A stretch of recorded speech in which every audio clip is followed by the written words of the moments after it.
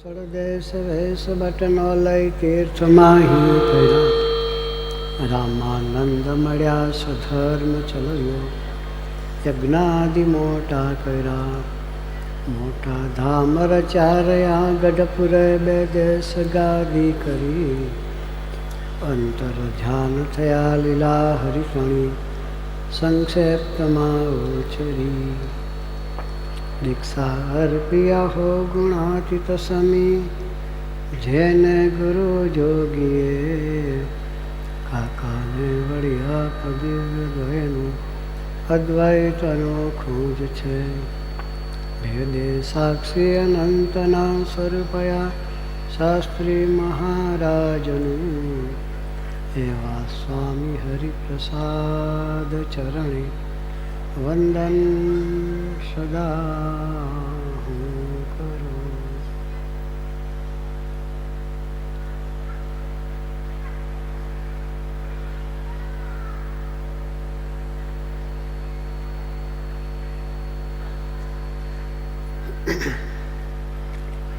સહજાનંદ સ્વામી મહારાજનું જય, હરિપ્રસાદ સ્વામી મહારાજનું જય, આત્મીય સમાજની જય જય જય, પ્રાર્થના દાસ થવાની જય જય જય.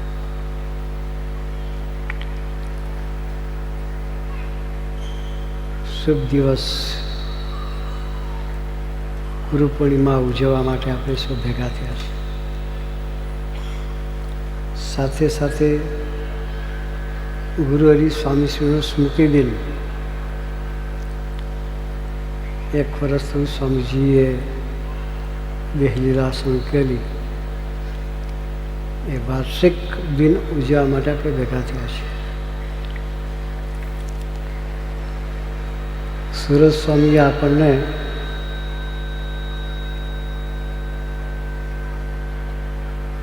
પ્રભુ ભક્તિ, ગુરુ ભક્તિ, રાષ્ટ્રભક્તિની વાત કરી. સ્વામીજીના જીવનમાં ત્રણેય વસ્તુનું દર્શન નિરંતર થયા કરતું.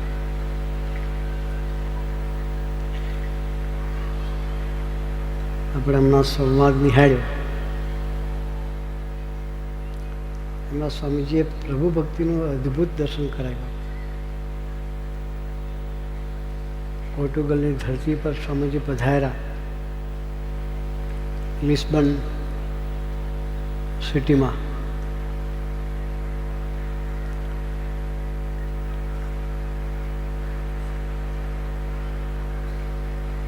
ઠાકોરજી લંડન સિટીમાં એક હરિભક્તને ઘેરે સંતો રોકાયા સાથે હતા. આજે પ્રસંગ છે લિસ્બનવાળો, એ પ્રસંગમાં સ્વામી સાથે રહેવાની તક મળેલી. એ સ્વ અનુભવનો પ્રસંગ છે. એ આખું જ સ્વામીજીનું લાઈવ દર્શન એ વખતે કરવાની તક મળેલી. સ્વામીજી લંડનથી લિસ્બન જતા હતા. સવારે 8:30 વાગ્યાનો ફ્લાઇટ હતો. ઇન્ટરનેશનલ ફ્લાઇટ એટલે 2 કલાક તમારે એરપોર્ટ વહેલા પહોંચવું પડે. 6:30 વાગે એરપોર્ટ પહોંચે તો તમારું ઇમિગ્રેશન બધું કરવાનું હોય. 6:30નો ફ્લાઇટ 2 કલાક વહેલા પહોંચવું પડે. લંડન શહેરથી નીકળીએ તો 2 કલાક ડ્રાઇવિંગ ના થાય. સ્વામીજી ટાઈમસર બહુ વહેલા ઉઠવું પડે. એટલે અશોકભાઈ સ્વામીજીના જે સેક્રેટરી, એને જીવનમાં બહુ સરસ ભક્તિ, એટલે એણે વિચાર કે સ્વામીજીને એરપોર્ટ પર જ કોઈ જગ્યાએ નજીકમાં વ્યવસ્થા કરીએ તો સ્વામીજીને સવારે વહેલા ઉઠવું ન પડે, ટાઈમસર તૈયાર થઈ અને ડાયરેક્ટ એરપોર્ટ પહોંચી જાય તો વાંધો ન આવે. સ્વામીજીની વ્યવસ્થા એરપોર્ટ નજીક જ કરવામાં આવી હતી. સ્વામી સાથે સંતોમાં હું એક હતો ને અશોકભાઈ, 3 જણા હતા. સ્વામીજીની સેવા કરવાની, ઠાકોરજીની સેવા કરવાની. એટલે સંતોએ, બીજા સંતો જે હતા એને કહ્યું કે ઠાકોરજી અમે અમારી જોડે રાખીએ છીએ, સવારે વહેલા તૈયાર થઈ ઠાકોરજી લઈને એરપોર્ટ અમે આવી જઈશું. અને સ્વામી સાથે એરપોર્ટ નજીક રહેવાનું થયું. નજીક રહ્યા. સવારે સ્વામીજી તૈયાર થઈને 6:30 પોણા 7 વાગે એરપોર્ટ પહોંચી ગયેલા. ઇમિગ્રેશનની જે પ્રોસિજર કરવાની હતી બધું કરી. ઠાકોરજી આવવાની વેઇટ સ્વામીજી કરતા હતા. ત્યાં સુધી સ્વામીજીએ ઉકાળો પણ નહીં પીધેલો.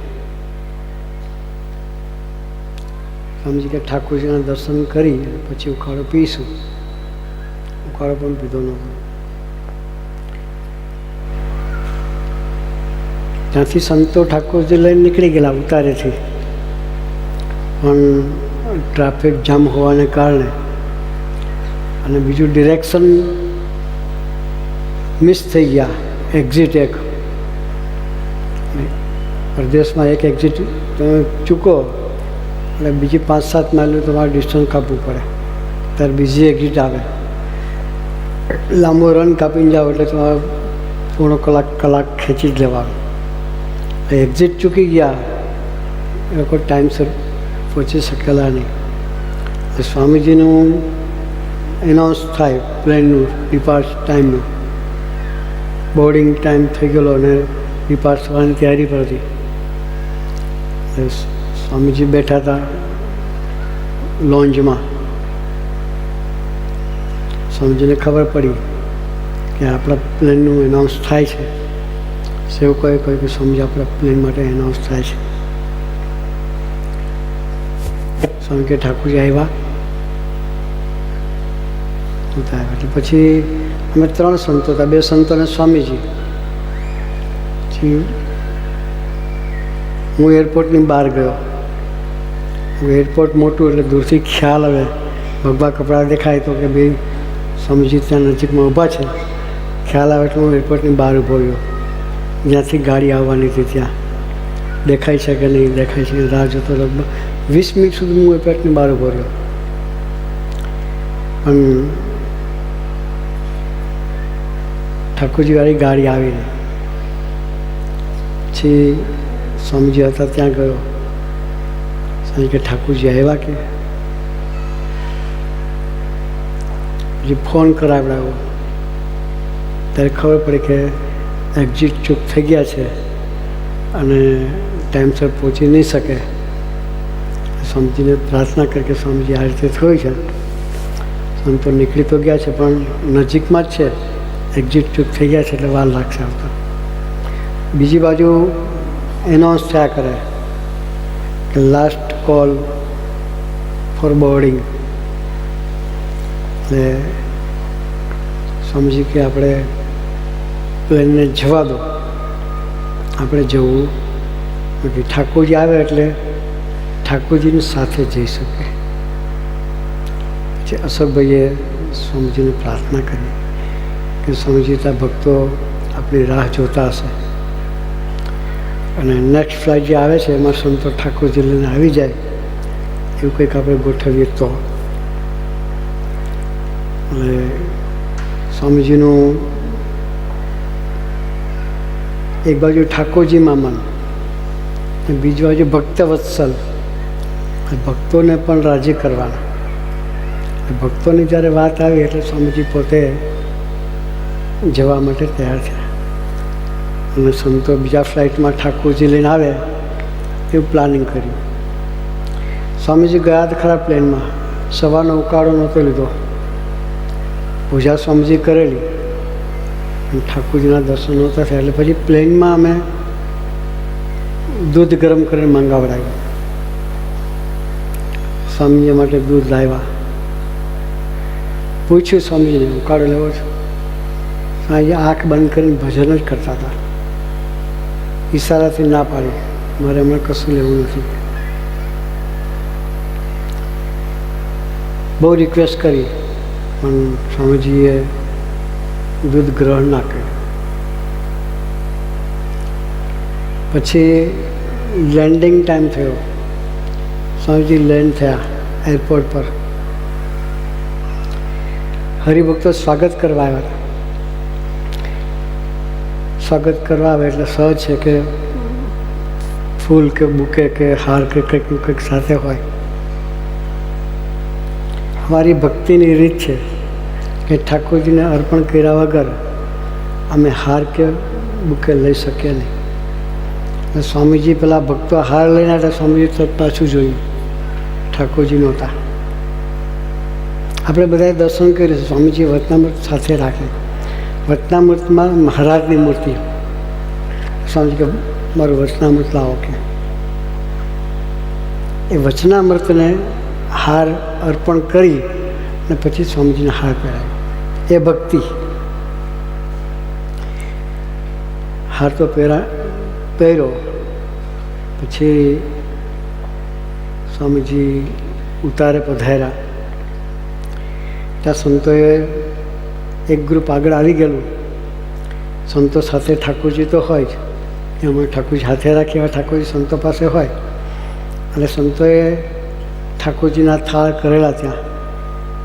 એ સ્વામીજી પધાર્યા એટલે પ્રાર્થના કરી. થાળનો ટાઈમ થઈ ગયો હતો. સ્વામીજી કે ઠાકોરજી આવે પછી. સંતો કે સાહેબ ઠાકોરજીના થાળ કર્યા છે આપણે. હરિભક્તોએ કહ્યું. સ્વામીજી કે ના, મારા ઠાકોરજીના દર્શન ના થાય ત્યાં સુધી હું કશું લઈશ નહીં. ભક્તોએ બહુ આગ્રહ કર્યો. ગડગડા થઈ ગયા ભક્તો કે સ્વામીજી આપના વતીનો અમે ઉપવાસ કરી નાખીશું, આપ કંઈક ગ્રહણ કરો. પછી સ્વામીજી ઈચ્છા નહીં. પછી લંડનમાં જે સંતો રોકાયા હતા, જેની પાસે ઠાકોરજી હતા, સ્વામીજીના ઠાકોરજીને રાતે સાથે રાખેલા, એ સંતોએ સ્વામીજીને પ્રાર્થના કરી, ફોન કર્યો અને કહ્યું કે સ્વામીજી ઠાકોરજીને અમે સરસ સવારે નવડાયા, ધોવડાયા, સવારે થાળ કર્યા. પછી બપોરનો થાળનો સમય થયો. બપોરે પણ સરસ ઠાકોરજીને શીરો, પૂરી, 2 શાક, દાળ ભાત, ફરસાણ બધું ધરાયું છે. અને ઠાકોરજીને પહોંચાડી દીધા છે સરસ ભક્તિભાવથી. અને ઠાકોરજી લઈને અમે નીકળી ગયા છીએ. અને હવે અમને ખબર છે સ્વામીજી ઠાકોરજીને અર્પણ કરે, આપ કશું લો નહીં, પણ અમે ઠાકોરજીને વ્યવસ્થિત ભક્તિથી જમાડ્યા છે તો આપ થાળ ગ્રહણ કરી લીધું. સંતોએ પ્રાર્થના કરી. પણ ભક્તોના આગ્રહને વશ થઈને સ્વામીજી જમવા તો પધાર્યા. એક જ કોળિયો સ્વામીજીએ મોઢામાં મૂક્યો છે. સ્વામીજી આગળ જમી શક્યા નહીં. તરત હાથ ઊભા થઈ ગયા. પછી હરિભક્તોને મળ્યા, આનંદ કરાવ્યો, એ બધું કર્યું. પછી આરામમાં પધાર્યા સ્વામીજી. જાણે પોતાનો એકનો એક વાલસો દીકરો ખોવાઈ ગયો હોય, અને જેવું હૈયાના વિશે દર્દ હોય એવું દર્દ સ્વામીજીના હૈયાના વિશે હતું. અમારી પાસે કોઈનું સમાધાન નહોતું. સ્વામીજી આરામમાં ગયા, પણ એ કંઈક વિચારમાં જ હતા, ભક્તિના વિચારમાં ઠાકોરજી પ્રત્યેના. પછી 3 વાગે ઠાકોરજી બીજા પ્લેનમાં આવ્યા. એટલે અમે સંતો જાગતા હતા, સ્વામીજીને પોઢાયેલા. ઠાકોરજી આરામમાં હતા. 3:30 વાગે સ્વામીજી પોતે બહાર આવ્યા. એટલે અમે ઠાકોરજીને જગાડ્યા. સ્વામીજીએ ઠાકોરજીને દંડવત કર્યા.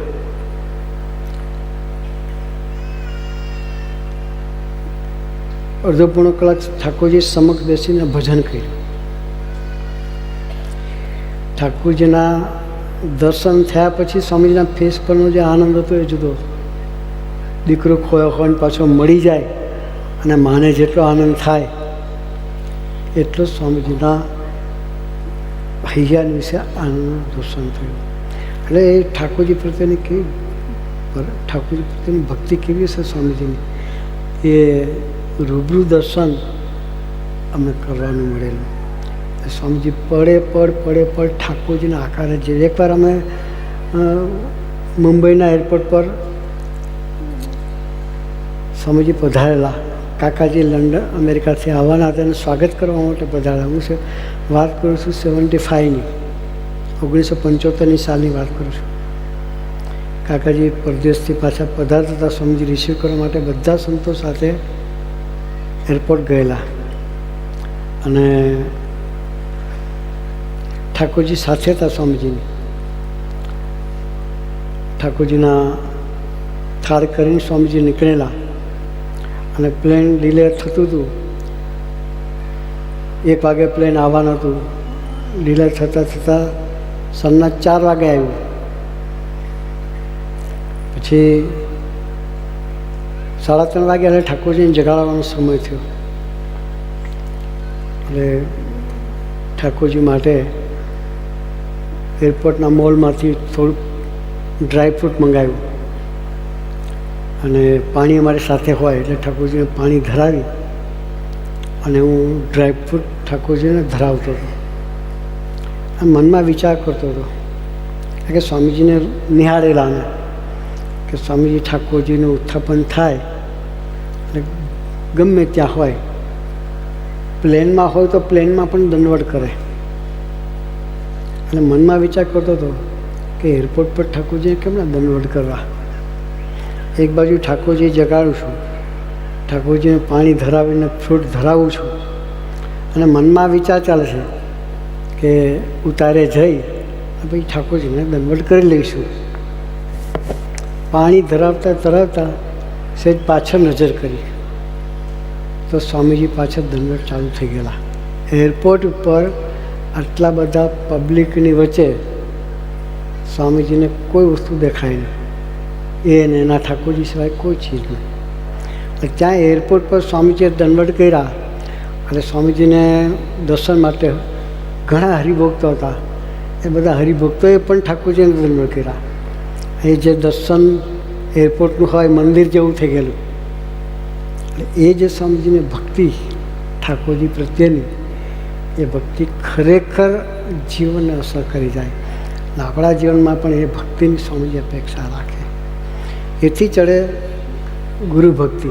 સુરત સ્વામીએ વાત કરીને કે સ્વામીજીના જીવનમાં ભક્તિ, ગુરુ ભક્તિ, પરાભક્તિ અને રાષ્ટ્રભક્તિ, 4 વસ્તુનું દર્શન અદ્ભુત થાય. ગુરુ ભક્તિ યોગી મહારાજના વચને સ્વામીજીએ જે યોગી મહારાજને રાજી કરવા માટે જે ભક્તિ અદા કરી છે એ તો અવર્ણનીય છે. બાપાના વચને બાપાને જે ગમે છે એ જ એનું ધ્યેય હતું. એક વખત સ્વામીજી બાપા સાથે હતા ત્યારે યુવકમાં હતા અને નવા યોગમાં આવેલા. અને સ્વામીજીને ક્રિકેટનો ખૂબ શોખ. પોતે સેન્ટ્રલ લેવલે સિલેક્ટ થાય એવું ક્રિકેટ રમતા હતા. અને સ્વામીજી પોતે હાથમાં બેટ લઈ અને ટ્રોફી રમવા માટે જતા હતા. White and white dress. અને રસ્તામાં બી મારે ગાડી મળી. ઊભા રાખ્યા. સ્વામીજીને જોયા. ગુરુ ક્યાં જાઓ છો? કે બાપા કે અમારું આજે સિલેક્શન છે. કે બાપા કે અમારી ગાડી બેસી જાઓ. કે તમારું સિલેક્શન તો શાસ્ત્રી મહારાજે કરી નાખ્યું છે. કે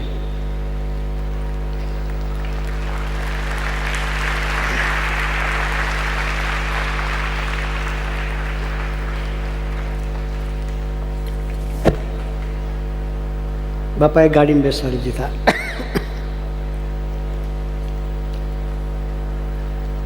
લઈ ગયા મંદિરે. જે ટીમ હોય, ટીમના જે લીડર હોય, કેપ્ટન, સ્વામીજીનું સ્થાન કેપ્ટન તરીકે હતું. એ બાપાએ કહ્યું, ગુરુ આપણે ક્રિકેટ રમવા નથી જવું. કે તો સહજ બાપાને પ્રાર્થના કરી કે બાપા કે બધા દીકરાઓ મને સ્વતા હશે કે હું કે ટીમનો કેપ્ટન છું કે આપણા કે ગુરુ આપણે હંતાઈ જાવ કે આપણાથી એવું થાય. સ્વામીજી આપણને કહ્યું હોય આપણું સિલેક્શન થવાનું હોય ને એના માટે નીકળ્યા હોય ને સ્વામીજી આપણને કહે કે ગુરુ તમારું સિલેક્શન તો બીજું મહારાજે કરી લીધું છે, આપણે ત્યાં જવાનું નથી, તો આપણે કેટલું સ્વીકારીએ? મન ના માને હો. પણ સ્વામીજીએ ઓન ધ વેરી મોમેન્ટ બાપાના વચને સંતાઈ ગયા, સિલેક્શન મને ગયા. ગમતી વસ્તુ ગુરુના ચરણે મૂકે એના સાચું ગુરુ પૂજન કર્યો કે સારું ગુરુ ભક્તિ મનાવી કરાય. સ્વામીજીના જીવનમાં પડે પડ આવી ગુરુ ભક્તિ હતી. યોગી મહારાજના રંચ માત્ર એક વખત સૂચન કર્યા પછી ફરી સૂચન કરવાની તક ક્યારે આપી નથી. એ સ્વામીજીની ગુરુ ભક્તિ.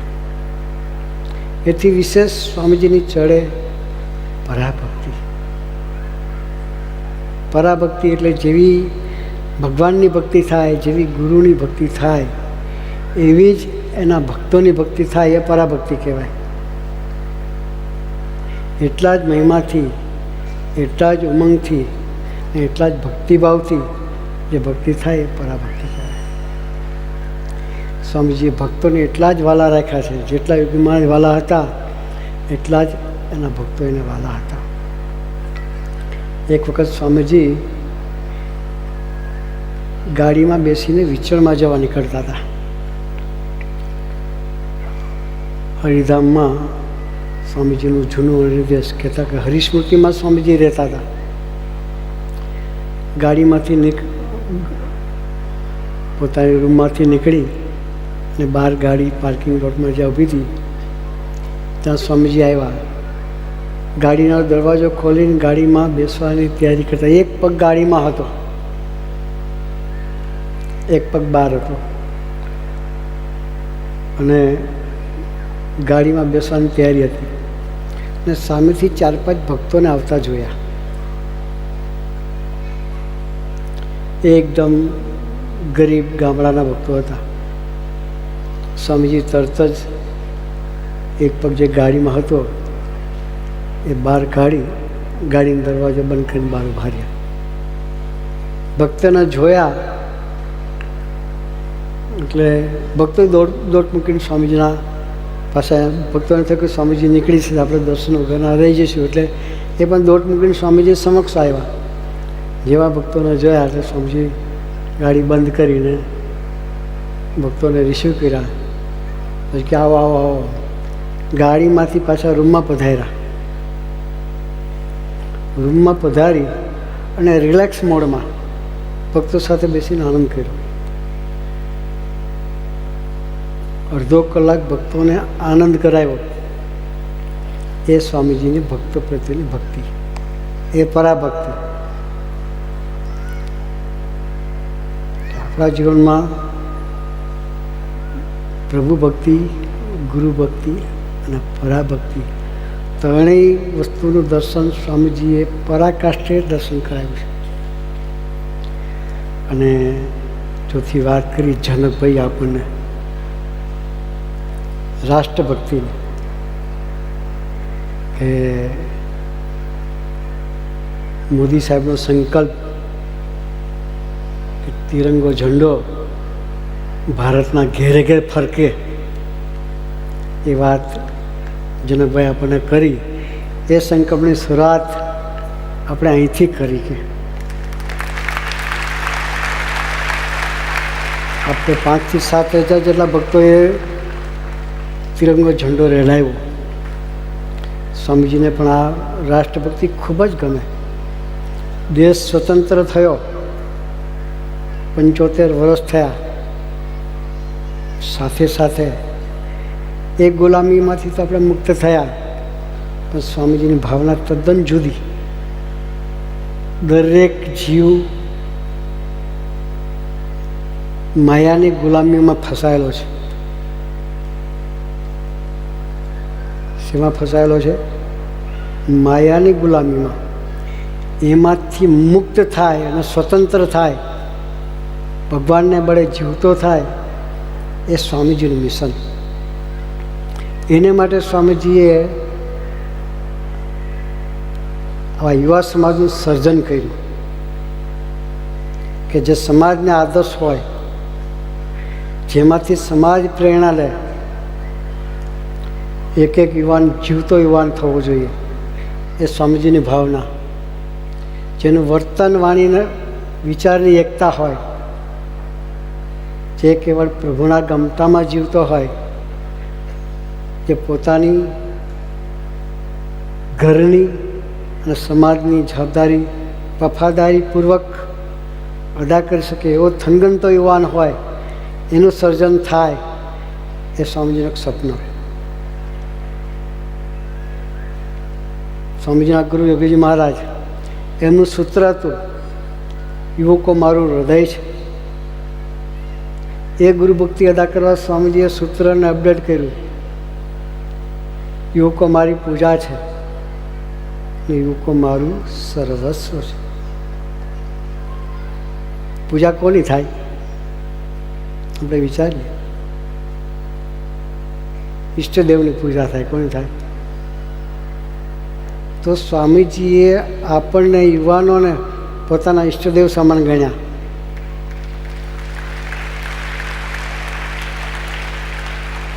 એ સ્વામીજીની ભક્તિ.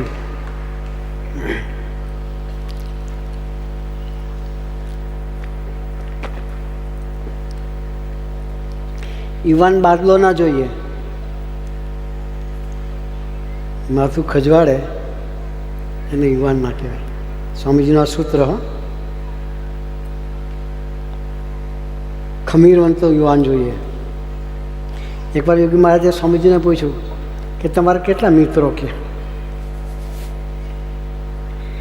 તો સ્વામી કે બધા બહુ કે. આપણે ચરોતરી ભાષામાં કહીએ ને, સ્વામીજી ચરોતરમાં રહેલા અને આણંદમાં ભણેલા, એટલે સ્વામીજી ચરોતરી ભાષામાં જવાબ આપ્યો, બધા બહુ કે. એટલે બાપાએ પૂછ્યું, બધા બહુ એટલે કેટલા? 5, 10, 15. સ્વામી કે વધારે કે. 25 તો કે વધારે. 50 તો કે વધારે. 100 તો કે વધારે. પછી બાપા ખૂબ હસી પડ્યા. સ્વામીજીને પછી કહે કે સ્વામીજી 150-200 જેટલા મારા મિત્રો છે કે. શું કહ્યું? 150-200 જેટલા મિત્રો છે. બાપાને કહ્યું. બાપા બહુ રાજી થયા, બહુ રાજી થયા. આટલા બધા મિત્રો કે જી સ્વામીજી. બાપાનું આખું લાઈફ તદ્દન જુદું. બાપાએ પૂછ્યું કે સભામાં આવે? પ્રશ્ન વિચારીએ આપણે. આપણને સ્વામીજી પૂછે કે તારા કેટલા મિત્રો? આપણે કે સ્વામીજી 15. આપણને પૂછે સભામાં આવે તો કે સ્વામી એકેય ન આવે. ગુજરાતીને કહી દઈએ. હા કે શું કહીએ?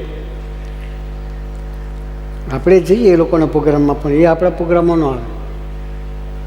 તો સ્વામીજીને પૂછ્યું બાપાએ કે બાપા કે તારા મિત્રો બધા આવે કે આપણે સભામાં? તો સ્વામીજી કે આવે. કેટલે કોન્ફિડન્સથી સ્વામીજી બોલતા હશે. બાપા કે આપણે બોલાવો, છોકરાને આપણે સભા કરીએ, આનંદ કરીએ કે. તો સ્વામીજી પૂછ્યું બાપા ક્યારે બોલાવું કે? બાપા કે 2-3 દિવસ મારો પ્રોગ્રામ છે, એ પતાવીને અહીં પાછો આવું વિદ્યાનગર, આણંદમાં મંદિર છે, એ વખતે તમે લઈને આવો કે. જી બાપા કે. પછી સમય પૂછો કે બાપા કેટલા વાગે લાવું કે. આ સમય સાંભળજો. સમય ઇમ્પોર્ટન્ટ વસ્તુ. સમય. બાપા કે સવારે 6 વાગે લાવો કે. બધી બંધ થઈ જાય. હા, આપણી કામ કરતી બંધ થઈ જાય. સમજ કે જી બાપા કે. જી બાપા બોલવું વહેલું, પણ ભેગા કરવા અઘરા છે. પણ સ્વામીજીને એક બાપાના વચનને વિશે જે રાજી કરવાની જે ભાવના હતી તો સ્વામીજી કહ્યું જી બાપા. બીજા દિવસે બાપાએ જે કહ્યું એ પ્રમાણે 2 દિવસ પછી સવારે 6 વાગે 1 to 1 એક દીકરાઓને મળી. એક તો ફોન નહોતા, એટલે ખિસ્સામાં ફોન રાખીએ ને એ નહોતા. લેન્ડલાઇન ફોન બી બહુ ઓછા હતા, વાયરવાળા ફોન કે ને ચકેડા ભમેડાવાળા ફેરવવાના, એ ફોન બી નહોતા ઘેરે ઘેરે. તો સ્વામીજી કઈ રીતે બધા લોકોને કોન્ટેક્ટ કર્યો છે. આપણે કદાચ મળવા જઈએ પણ સાંજે 6 વાગે બી ન આવે, સવારે 6 વાગે વહેલા ઉઠાડીને લાવવાના હોય તો કોણ તૈયાર થાય? પણ એક હેત એવું હોય તો આવી શકે. સ્વામીજીએ દીકરાઓને 1 to 1 કોન્ટેક્ટ કરી અને સવારે 6 વાગે બધાને હાજર કરી દીધા હતા.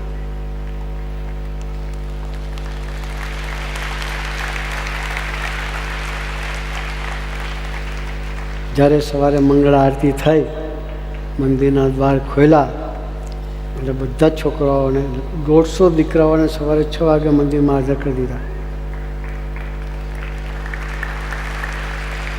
પછી એ મારે ખૂબ ભેટ્યા અને આશીર્વાદ આપીને રાજી કર્યા. એમ આપણે ભક્તિ કેવી કરવી જોઈએ, આપણા પ્રભુને શું ગમે છે બસ એ જે હોય એને રાજી કરવાની ભાવના હોય તો જ આવી ભક્તિ થઈ શકે. તો આપણા જીવનમાં આવી સરસની ભક્તિ પ્રત્યે આજે ગુરુ પૂર્ણિમાનો દિવસ છે, આજે સ્મૃતિ કરવાનો દિવસ છે. તો સ્વામીજીના આવા પ્રસંગોની આપણે સ્મૃતિ કરી એ પ્રસંગો એ ભક્તિ આપણા જીવનમાં સાકાર થાય એ માટે સંકલ્પ કરીને આપણે બધાએ જવું છે. સ્વામીએ પરાવાણીમાં કહ્યું કે દરેક યુવક 1-2 નવા મિત્રોને લઈને આવે. એમ આપણે પણ સંકલ્પ કર્યો છે કે સ્વામીજીને યુવા પ્રવૃત્તિ ગમતી હતી અને સ્વામીજીએ યુવકોને પોતાનું હૃદય બનાવ્યું, યુવકોને પોતાની પૂજા બનાવી. તો એ સ્વામીજીના અભિપ્રાયમાં ભળી આપણે પણ સ્વામીજીના ચરણે જે બધા દીકરાઓ છે એથી ડબલ દીકરાઓ સ્વામીજીના ચરણે ધરી અને આપણે આપણી ગુરુભક્તિ સ્વામીજીના ચરણે અદા કરવી છે. તો આજના દિવસે આપણે બધા સરસ સંકલ્પ કરીએ કે સ્વામીજી અમે તમને જે ગમે છે, તમે જે અમારી પાસે અપેક્ષા રાખો છો એવી યુવા સેવા અમે પણ કરી શકીએ અને આપણી અંતરથી રાજી કરી અંતરમાં સ્થાન મેળવી શકીએ.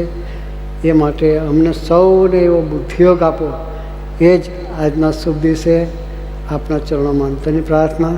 સહજાનંદ સ્વામી મહારાજ.